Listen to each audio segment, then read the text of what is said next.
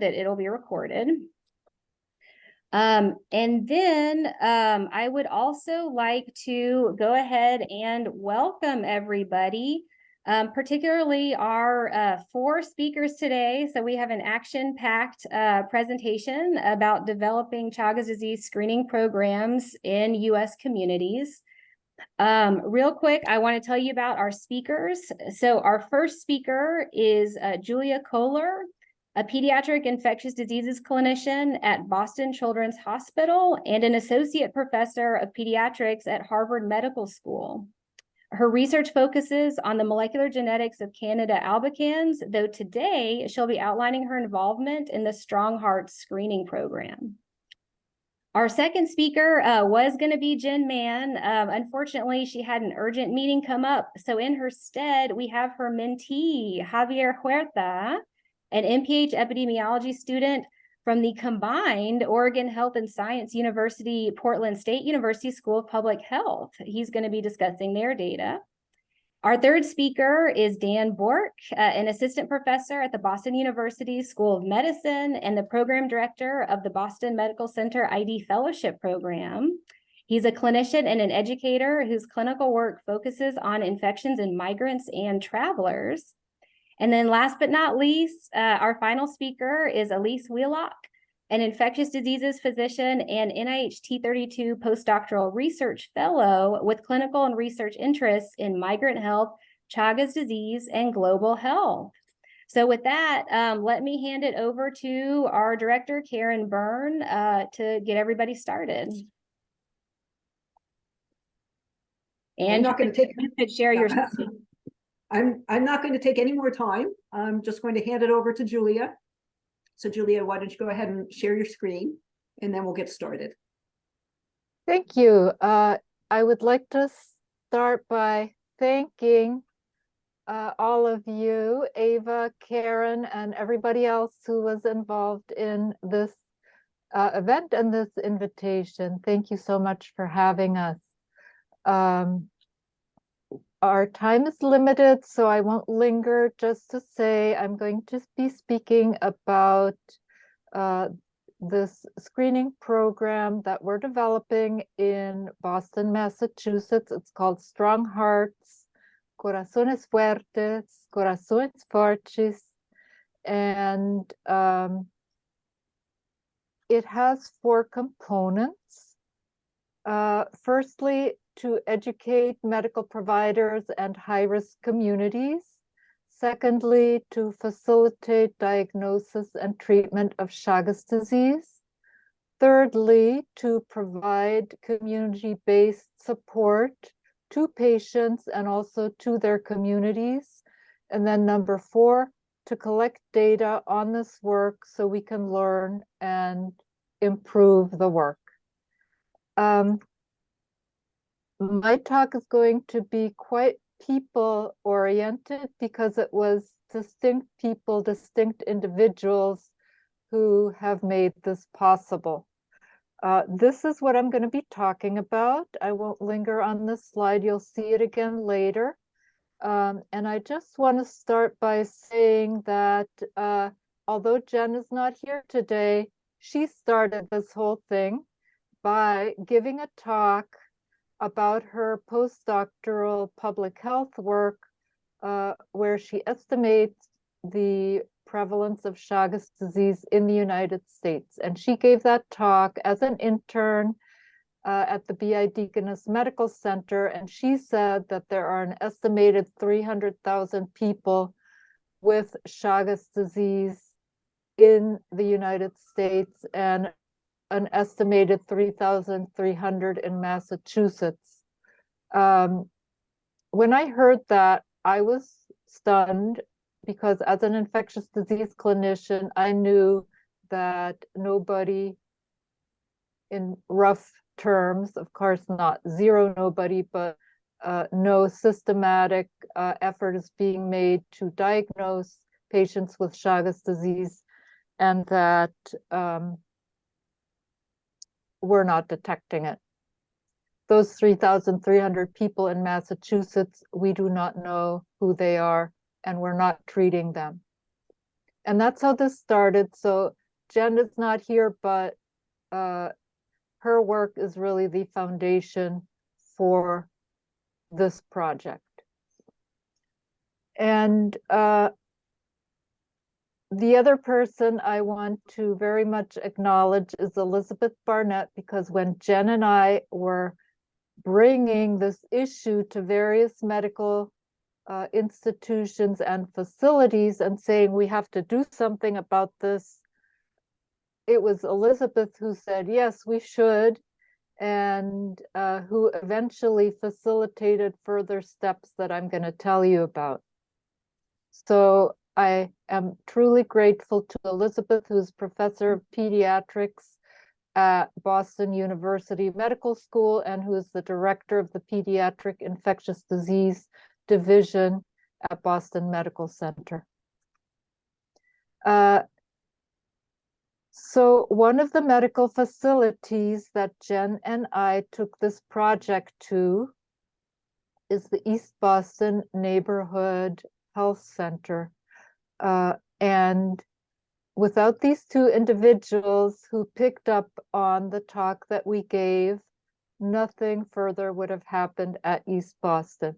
This is Juan Juanuco, an internist who is a member who is on staff in the adult medicine department of East Boston Health Center. And this is Jill Davis, who was a nurse in the same department. Now she's a nurse practitioner.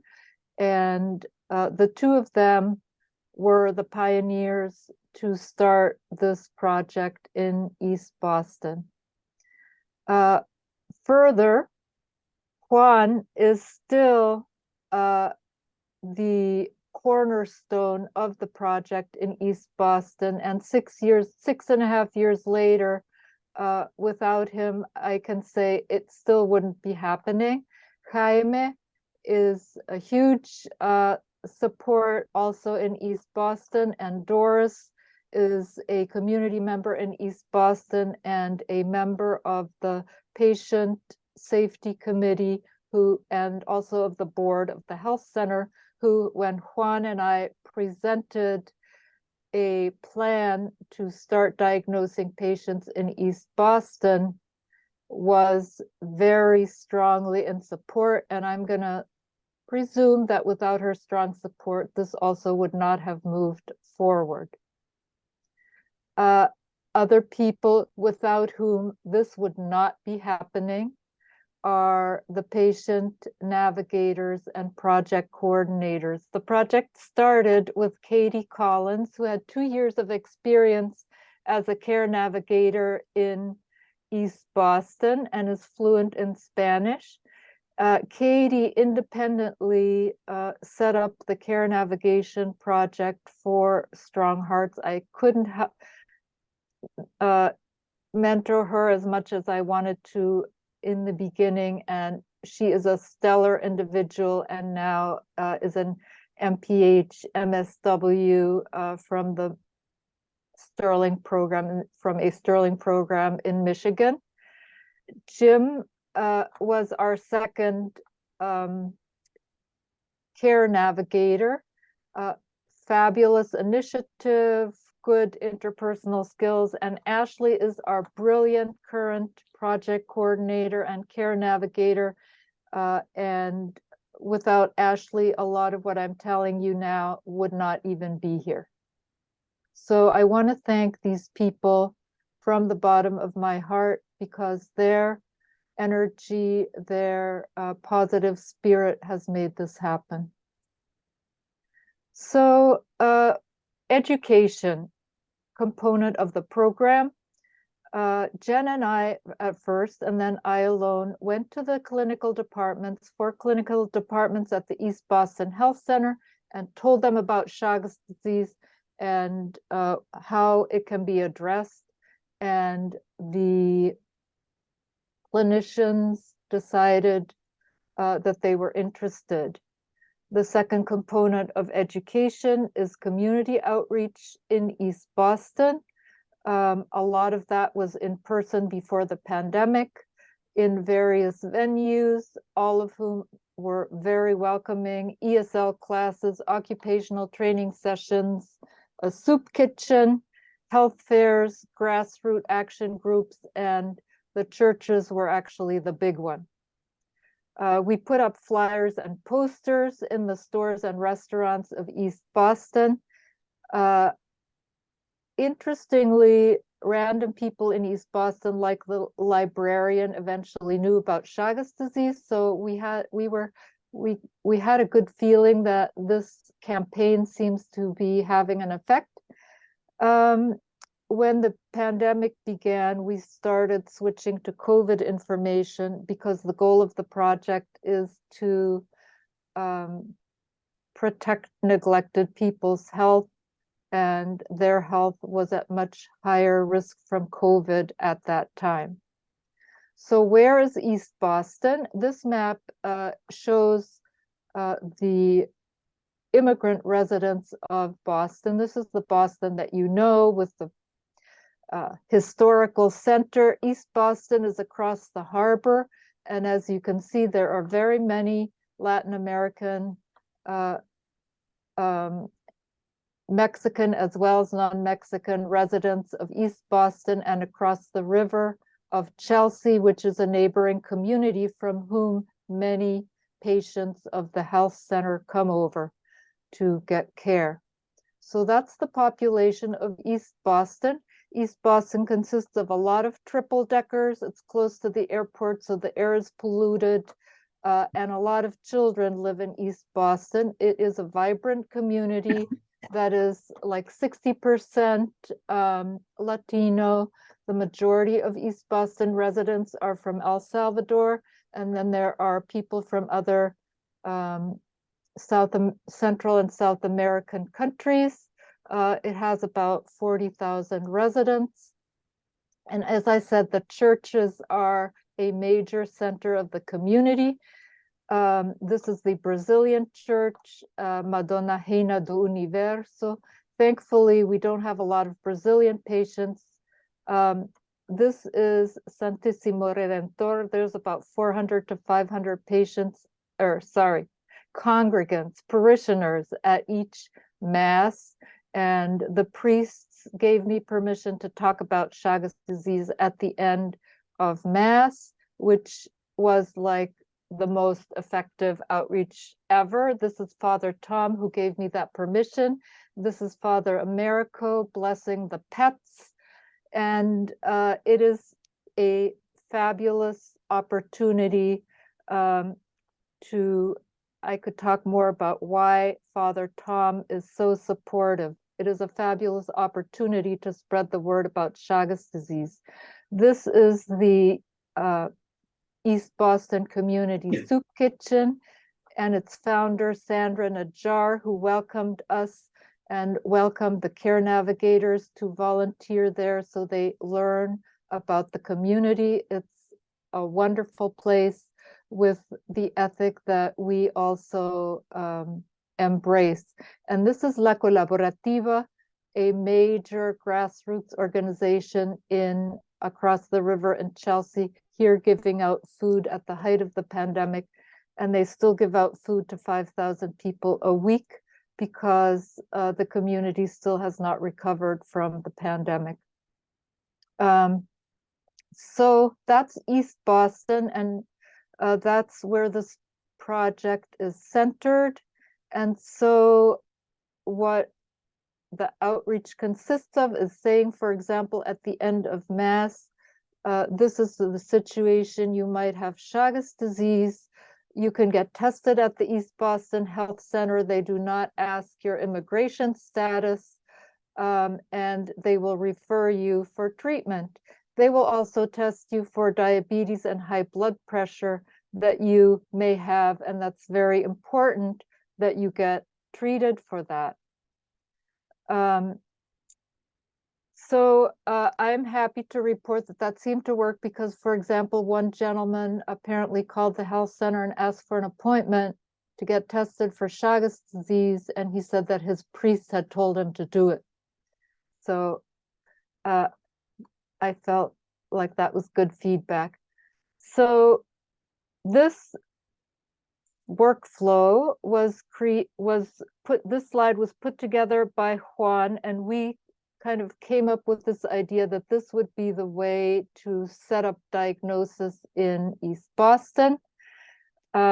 Like I said, nothing would be happening without Juan, and we presented this proposal at the East Boston Patient Care Committee, which every federal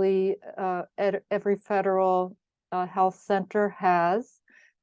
They approved it with some conditions, and we came back and presented it again, and then they finally approved it. And I'll mention the conditions in a moment.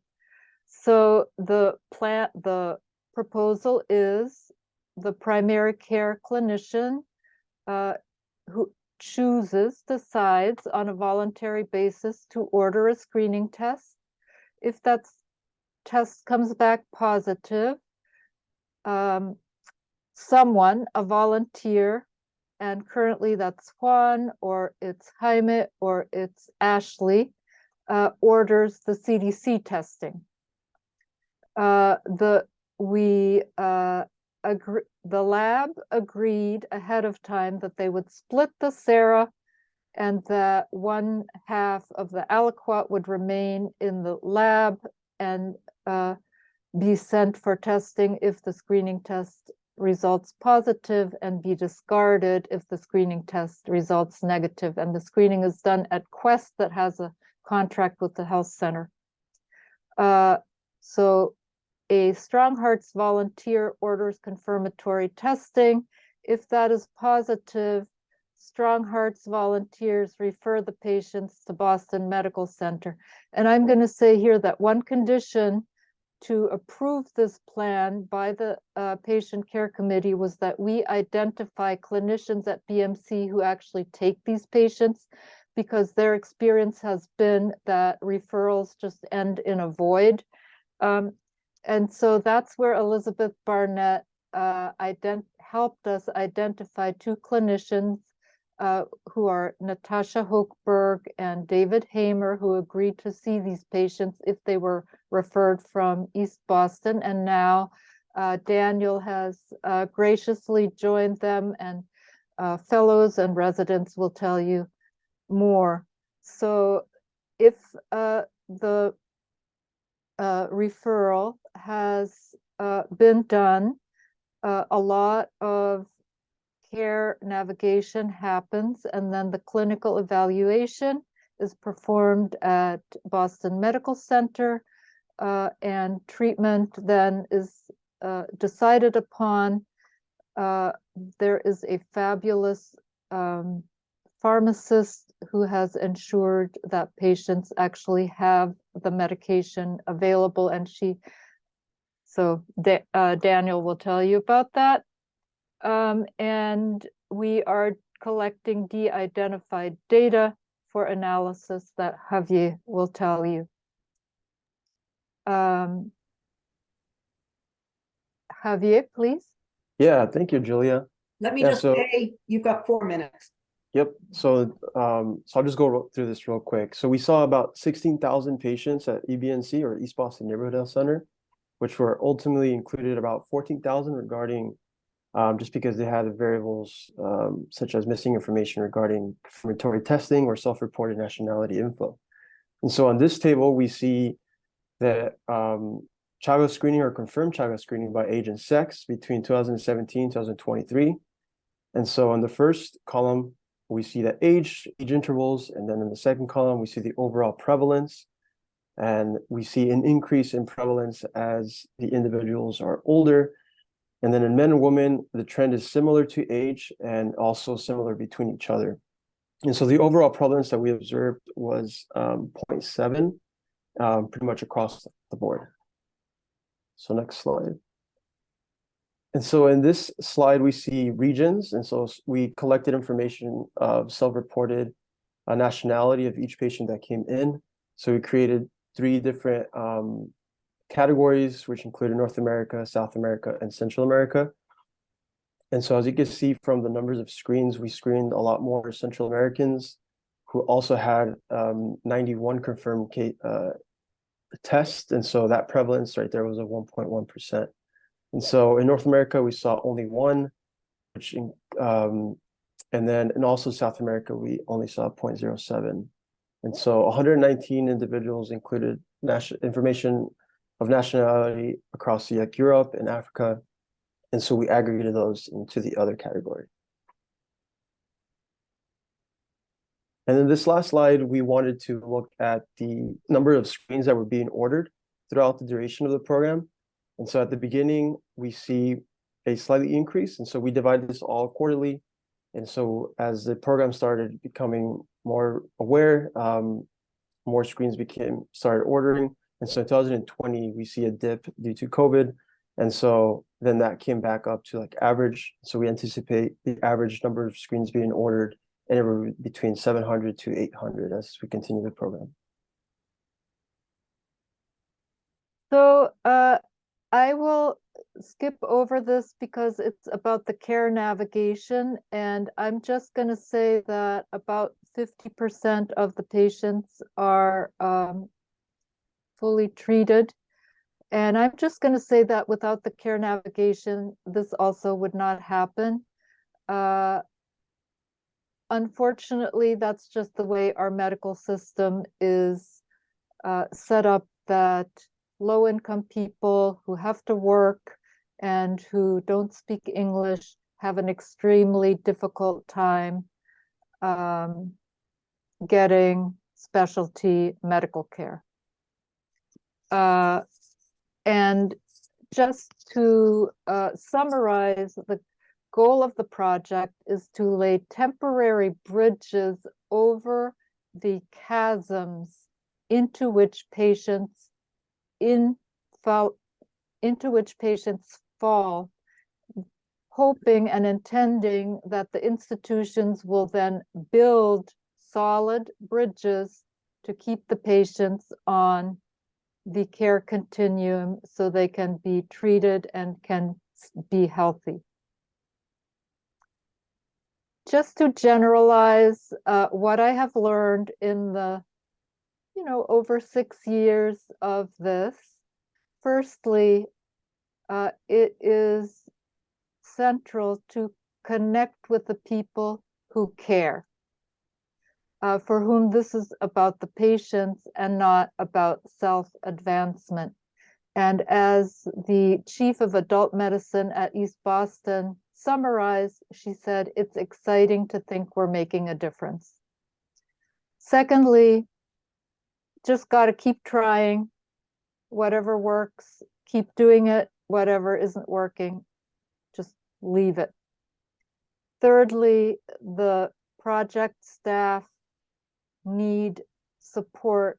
There is a lot of secondary trauma from caring for neglected, discounted, devalued people who are under major stresses, and staff need support with that secondary trauma. And fourth, the community and the patients are at the core of this, and it helps to keep it going by connecting with them as much as possible. I can't obviously name everyone, but a lot of people have helped with this, and funding for the last several years has come from the National Library of Medicine. We get support for grocery store gift cards since the pandemic, since the massive food insecurity that low-income Latin American people have suffered from wonderful philanthropy. And the project started with some support from the Mundo Sano Foundation. So thank you so much. And I'm going to hop out now for Dan. Thank Thanks you, very Julia. much, Julia. And we'll now switch over to Dan. All right. Okay. Thanks, Julia, for that great overview. So I'm now going to talk about that. Julia had that nice slide that showed that workflow, and I'm going to go over, Elise and I are going to now kind of speak to that lower part of when we get patients into care, when we receive them at Boston Medical Center, and our process, and also, our process in really dealing with what is often a challenging treatment course with patients with Chagas. So I'm not going to spend time really getting into the background of the literature on Chagas treatment, though I will I think it's important to recognize that there's a relative paucity of data, particularly data on treating people who have chronic indeterminate Chagas or those who have Chagas with mild cardiac disease. There's observational data from the SAMI-TROP cohort and some other prospective trials, and then also, of course, the benefit trial, which has informed us that there is not benefit in those individuals with particularly advanced cardiomyopathy, but there is this gray zone in people with mild cardiac disease, and then also still uncertainties with those who have chronic indeterminate Chagas without manifestations of cardiac disease. And so that really supports this approach to generally offer treatment, but to do so with really, taking careful consideration of the potential risks and benefits, and to make sure that's clearly discussed with patients. And this is a table here that really kind of puts together the current state of the evidence around the clinical approach to Chagas disease. So I'm now going to speak to our BMC experience, and I think one really key thing here that Julia has already spoke to is, really seeking to understand the patient's barriers to care, and that's, I'd say, a critical component of any visit with our patients, particularly this group of patients. And we take a multidisciplinary approach, and we have a Chagas, we have a patient navigator in clinic who is a native Spanish speaker.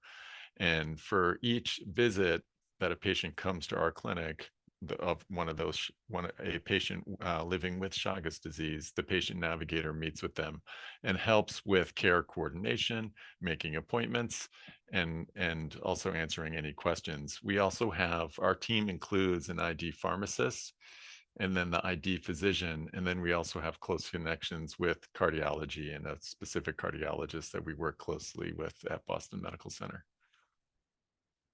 So our pre-treatment approach, this is generally done on the initial visit when a patient is referred to BMC. We do baseline ECGs and echocardiogram with contrast. And I would say in general, we have a low threshold for ambulatory cardiac monitoring, like for instance, with an event monitor or a Holter. And then also, cardiac MRI is sometimes considered in certain individuals. And then our baseline testing, as sort of outlined here, and just, a couple things to highlight. One important reason to check strongyloides is for patients who will be ultimately treated with benznidazole and nifurtimox. There are certain times where we will need to use corticosteroids to manage adverse effects, particularly dermatitis, and it's important to know if they have serologic evidence of strongyloides, and that's treated before starting treatment for Chagas. So I'm now, joining me is Elise Wheelock, another ID physician in our group at BMC, and I'm going to allow Elise to spend some time talking about our group of patients at BMC. Thanks, Dan. Yes, so we wanted to weave in a little bit about the cohort of patients followed at Boston Medical Center. These are 108 individuals who were seen at some point between 2016 and 2023 in the clinic for Chagas disease with a confirmed diagnosis. The majority were detected through the Strong Hearts screening program, and most were asymptomatic, although a subset were also tested based on symptoms or other objective findings. This is a relatively young cohort with a median age of 45 or so, slightly more women than men. some other comorbidities are present in the cohort, especially metabolic comorbidities like hypertension, hyperlipidemia, and diabetes. Next slide, please. As you saw, based on the population that's seen in the East Boston area and also Boston in general, we see mostly Central American individuals, and especially those from El Salvador, with few patients from South America. Most are coming from rural settings, as you might expect from for Chagas disease. And the median number of years in the United States is around 13. So most of these patients had a very long delay after arriving to the United States before getting diagnosed with Chagas disease. This slide kind of walks through the cardiac workup that has been performed for the patients in this cohort, with the darker gray being the studies performed and the lighter gray being any abnormality that was detected. So most of the patients have received an EKG and echocardiogram, and with time I think there's been more of a push to do echocardiogram with contrast for all patients. And there was a smaller subset who had further cardiac workup with event monitors and cardiac MRI. And across the board, you can see that there's quite a high yield of abnormalities detected in this cohort of largely asymptomatic individuals. You can progress, Dan.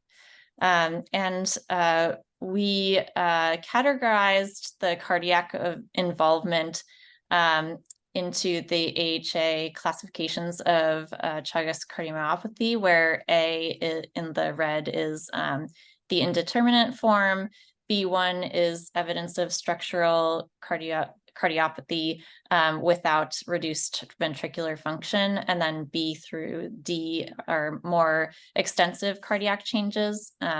This was work performed by my colleague, Catherine Reifler. And we looked at across the age spectrum.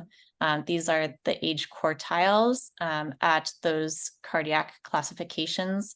And as you can see, even in the younger quartiles, there's still quite a high prevalence of cardiac involvement, mostly the early cardiac involvement of B1, but as you get older into the older quartiles, B2 through D is quite common. You can progress.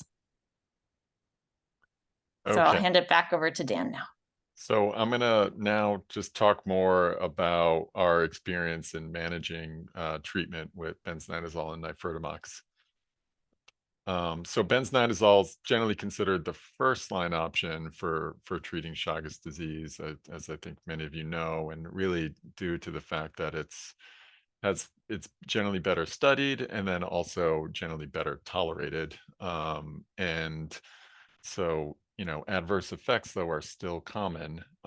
That's approximately 15 to 20% need to generally stop benznidazole due to adverse effects. And it's important to know, and this is just a piece of data here on the right, most of those are occurring within the first approximately 2 weeks of treatment, with dermatitis being one of the more common, and then GI side effects. Some patients do have CNS side effects. Peripheral neuropathy is one that generally occurs later in the course of treatment, with bone marrow suppression, and then hepatitis also being issues that we see. And so with dermatitis, there's generally a fair, there is a potential broad spectrum here. And I think it's important to note that about 20 to 25% will have this adverse effect. And it's really important to discuss it with patients. And but also that 90 to 95% will be in that mild to moderate category. And patients with severe exfoliative dermatitis or whatnot are generally a minority of patients. So that's pretty uncommon, though still important to recognize. And, you know, as noted, most of these cases are within the first 2 weeks, often up around day 10 to 14 of treatment. So as far our approach to managing this, so given that this is a common adverse effect and most are mild, it is generally, we try to reassure our patients and try to get them through treatment with managing adverse effects. And I think a key thing with our treatment, and I'll speak to this a little more in a moment, is the really preparing people for the potential for adverse effects and working with them to try to treat through with systemic antihistamines, a topical steroid for mild dermatitis, and then systemic steroids for more moderate. And then generally we would stop treatment if there was a more severe dermatitis, particularly an exfoliative rash.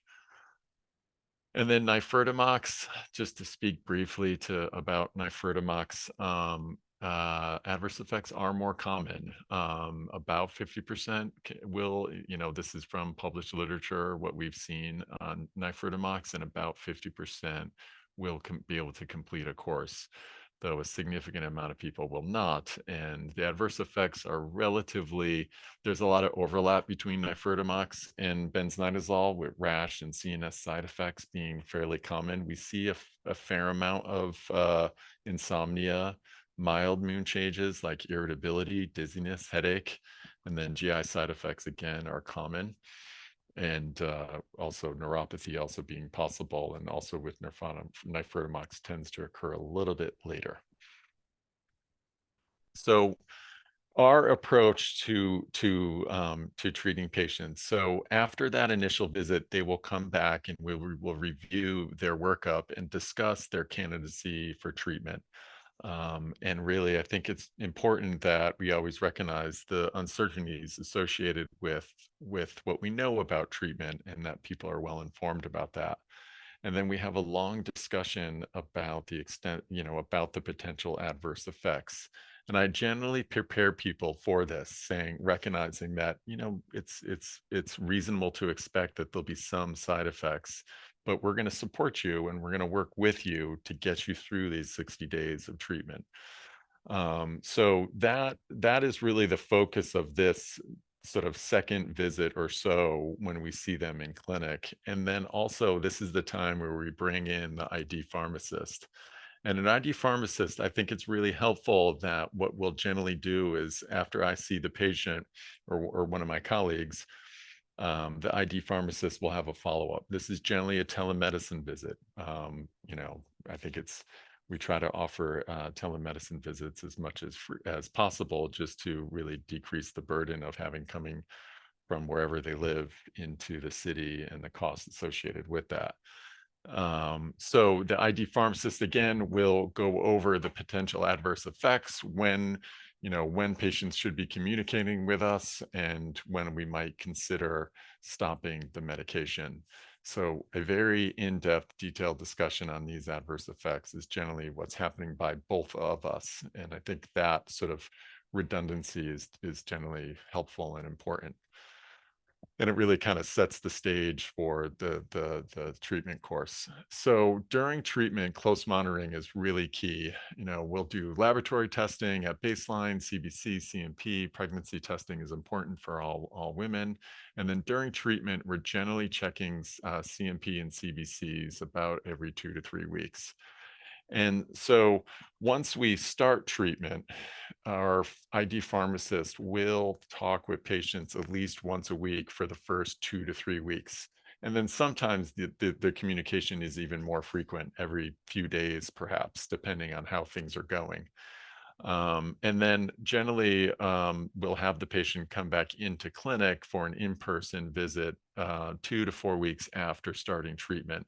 And so we're sort of alternating in that sense, and that that subsequent visit is a time where we could, have a more in-depth discussion and address any of the patient's needs, and then also do our follow-up laboratory testing. So throughout this process, we're continuing to check in on adverse effects. But another important thing to mention, I'll kind of speak to strategies and things that we've learned throughout this process about how to improve people's tolerability and adherence to the medication. And with both benznidazole and nifurtimox, we will start with a dose up titration. So that will generally occur over about a week period, where we'll start at a low dose and then try to get them to their goal dose, which is a weight-based dosing over the course of a week. Having whether it's benznidazole or nifurtimox, asking them to take it with food is generally helpful. People will complain of decreased appetite, but recommending smaller meals and then also taking the med with food is important. And then really these are our strategies. I discussed our strategy for managing dermatitis with its systemic antihistamines and then also the possibility of a corticosteroid. And then for the GI side effects, people often will do well with either an H2 blocker or a PPI. Nausea can be also treated with an antiemetic. And then fatigue and insomnia is common, though tends to improve after the first couple of weeks of treatment. So getting people and just really supporting them through that is often all that's needed. So these support measures, particularly with just frequent calls to just understand, how patients are doing and provide them that emotional support, and then also, symptomatic strategies for dealing with symptoms is really critical here. So with that outline, I'm gonna hand it over to Elise to sort of go over our successes with this process. Yeah, so I'm going to walk through sort of the treatment cascade for slightly fewer patients, 102 who had been seen up until January of this year. So there were 102 who had a confirmed diagnosis again. 36 did not start treatment, largely due to contraindications, including pregnancy and cardiac disease, as well as age or other comorbidities. 66 were started on some treatment. Most started with benznidazole. And most of those who started treatment completed at least 30 days of benznidazole and or nifurtimox. I'll also just note that one additional strategy, if there are intolerable side effects to benznidazole, is to pause and then switch to nifurtimox. There was more of a drop off between the completion of 30 days and 60 days, and that was largely due to adverse events, which I'll talk through. So this is looking at all the patients who received any duration of benznidazole. So that was 62 patients. And the darker orange reflects more severe adverse events, grade 3 on the CTCAE, whereas lighter orange is mild or moderate in grade 1 or 2. And as you can see, gastrointestinal adverse events and allergic reactions, including the allergic dermatitis, are quite common with benznidazole. But whereas gastrointestinal adverse events are mostly more mild, the allergic reactions that we saw were roughly split between grade 1, 2, and 3. About a quarter of patients had some symptoms of peripheral neuropathy or paresthesias, and then other adverse events were quite varied. And I'll just mention that the onset of these largely matched what's been reported in the literature, with the median onset of allergic reactions or the allergic dermatitis to be around 12 days after treatment, whereas gastrointestinal adverse events start within the first week, and the peripheral neuropathy symptoms much later. We can go on. So now turning to nifurtimox, there were 17 patients who had received any duration of nifurtimox, and amongst these patients, gastrointestinal adverse events were almost universal, and slightly more moderate adverse events in that category than with benznidazole. Allergic dermatitis was also seen in almost a third, and then peripheral neuropathy symptoms in 41%.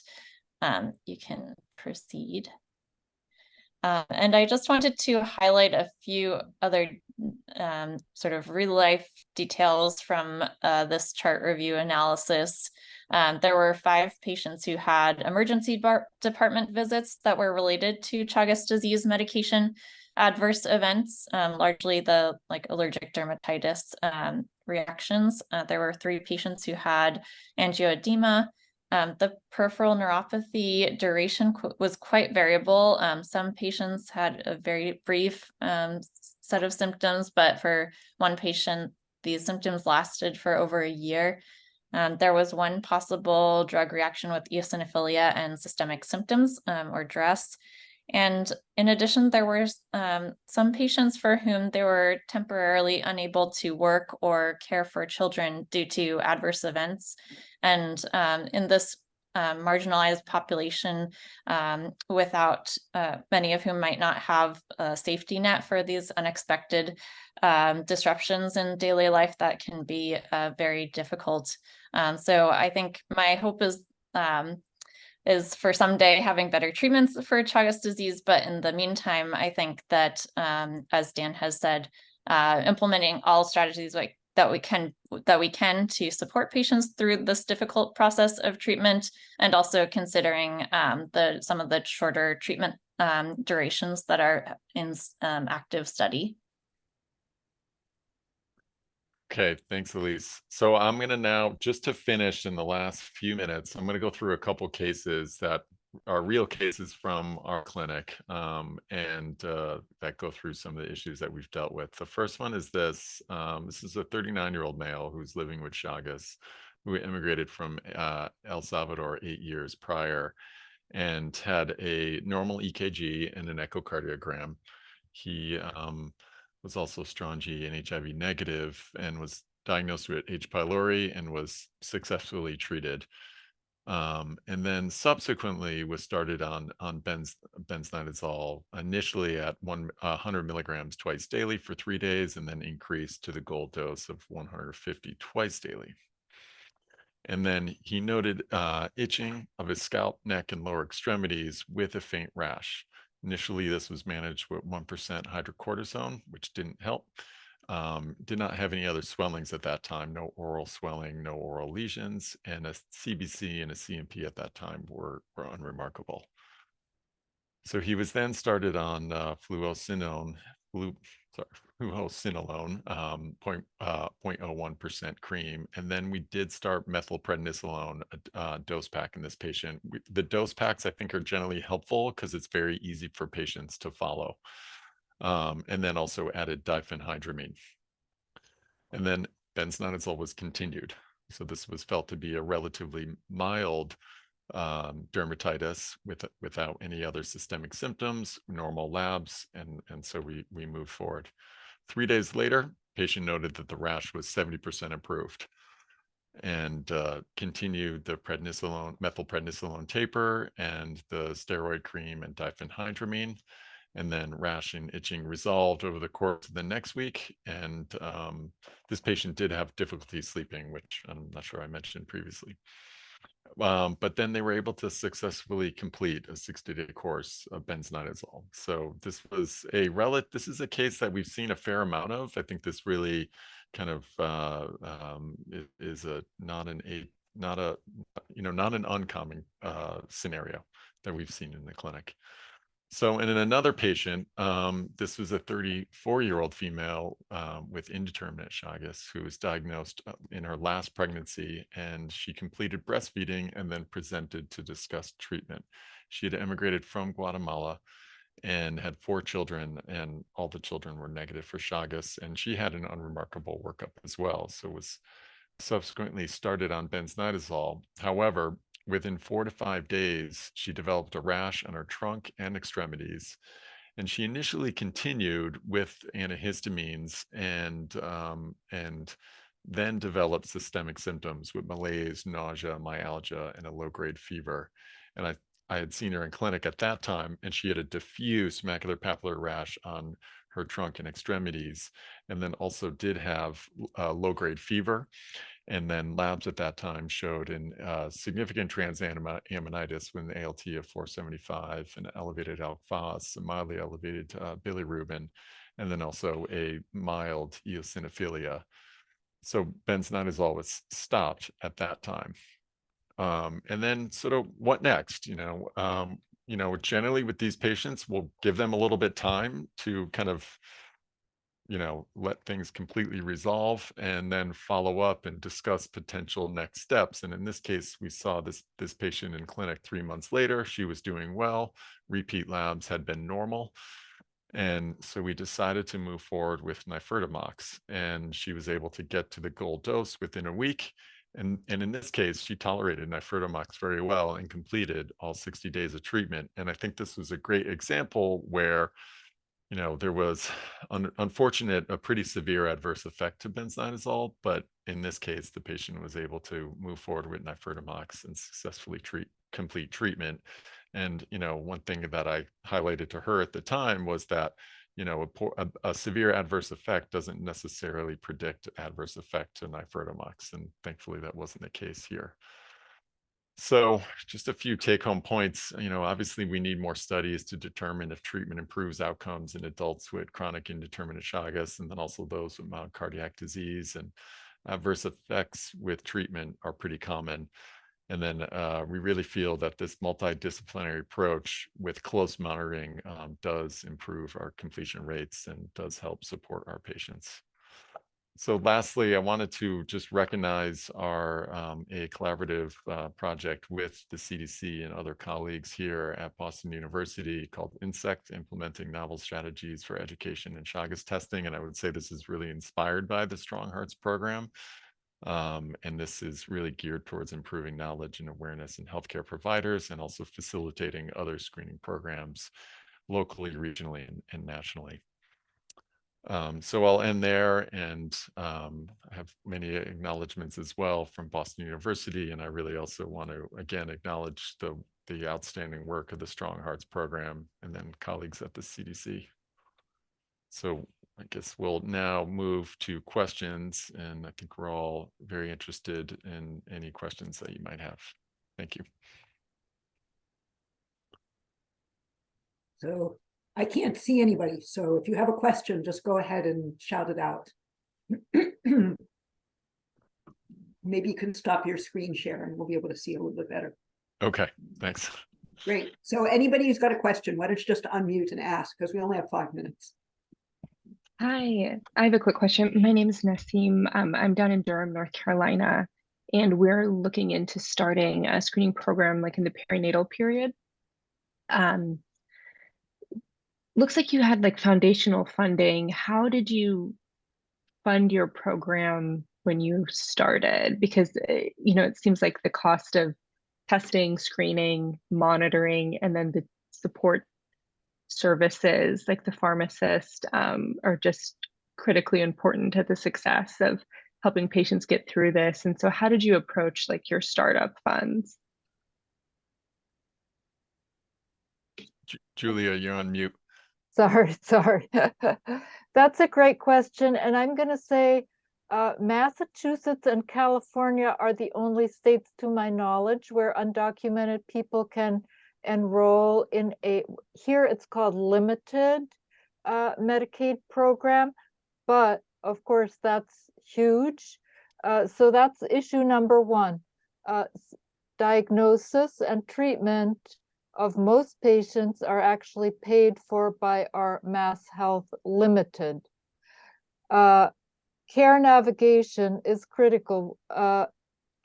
Unfortunately, that's just our medical system, and that is what the initial foundation funding enabled and permitted, and what the Library of Medicine now enables and permits. And I would say one aspect of perinatal diagnosis is that oftentimes pregnancy is the point where people at risk for Chagas disease make any first contact with the medical system, and it's a great opportunity to test them along with all the other tests that they routinely get anyway. However, and the issue is to stay in touch until after they have stopped breastfeeding so that they can then be brought back for evaluation and treatment. And of course, the baby should be tested. So I think that's the challenge, staying in touch and being able to bring back a positive mother for, you know, the clinical side of things.